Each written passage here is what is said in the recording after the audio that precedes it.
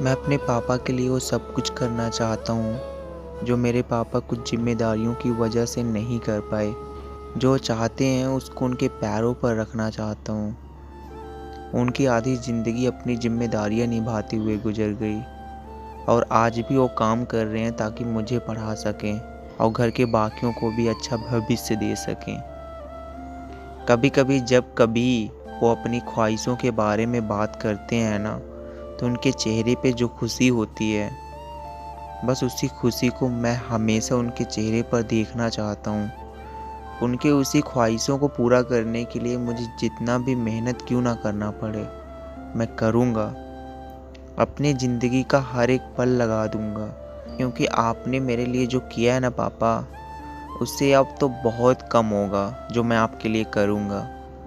आज मैं इतना काबिल हो गया हूँ कि मैं सब कुछ खुद से ही कर सकता हूँ और वो सब आपकी वजह से ही है। मुझे आज भी याद है जब आपने सबके मना करने के बाद भी मुझे मेरा पहला एंड्रॉयड फ़ोन दिलवाया था।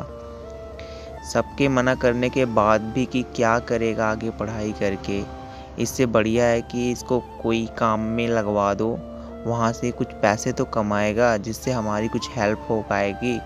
पर आपने वहाँ पर भी उन सभी की बातों को ध्यान में ना रखते हुए मुझे कॉलेज में भेज दिया और कॉलेज में मैंने बहुत कुछ सीखा। और कॉलेज में पढ़ाई करते वक्त आपने मुझे समय की फ्रीडम दी, जो मेरे लिए एक वरदान से कम नहीं है।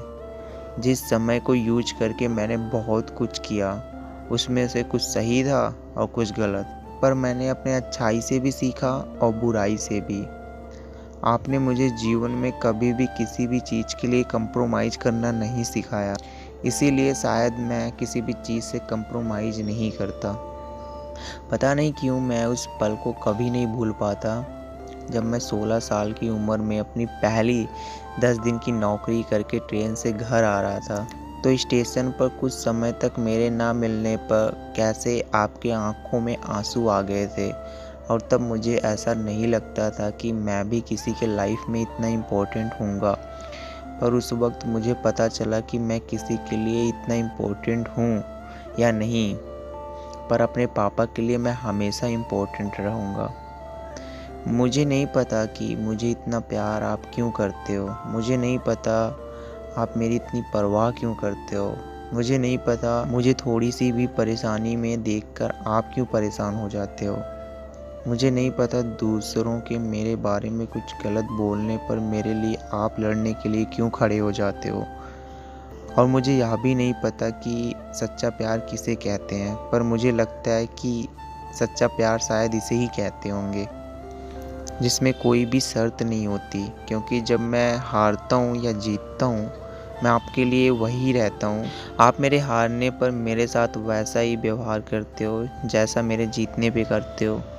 इसलिए आप मेरे सिर्फ वर्ल्ड के बेस्ट पापा ही नहीं हो, बल्कि मेरे फेवरेट हीरो भी हो, जिससे मैं रोज़ प्रभावित होता हूँ। आई लव यू पापा।